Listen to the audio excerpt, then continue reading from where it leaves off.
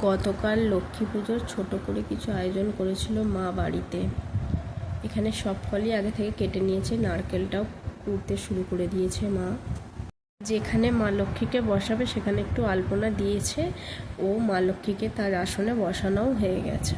এখানে সমস্ত কিছু ফল রেডি করা হয়ে গেছে। চিঁড়েটাকে আগে থেকে ভিজিয়ে রেখেছিল, সেটাই মা থালাতে সাজাচ্ছে এক করে। তার উপর বাতাসা, নারকেল কুড়ো, তারপরে মুরকি, তারপরে তাল শাঁস, তারপরে নাশপাতি, আখ, সমস্ত ফলগুলো দিয়ে সাজিয়ে নিচ্ছে মা।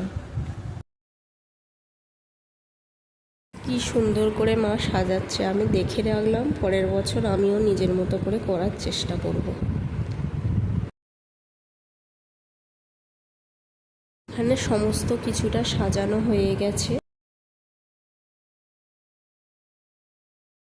এবার বাড়িতে যেসব ঠাকুর আছে তাদেরকে মা প্রসাদ নিবেদন করবে বলে সেই সাজানো জিনিস থেকে একটু একটু করে প্রসাদ তুলে নিল তাদেরকে নিবেদন করবে বলে।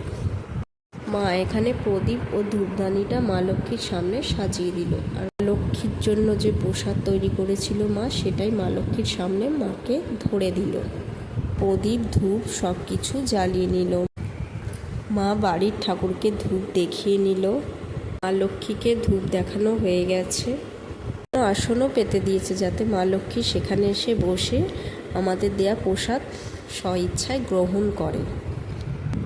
এই যে আমাদের মা লক্ষ্মী, কত সুন্দর লাগছে মা লক্ষ্মীকে আজকে। তারপরে মা ফুল দিয়ে নিজের মতো করে মা লক্ষ্মীকে একটু পুজো করে নিল।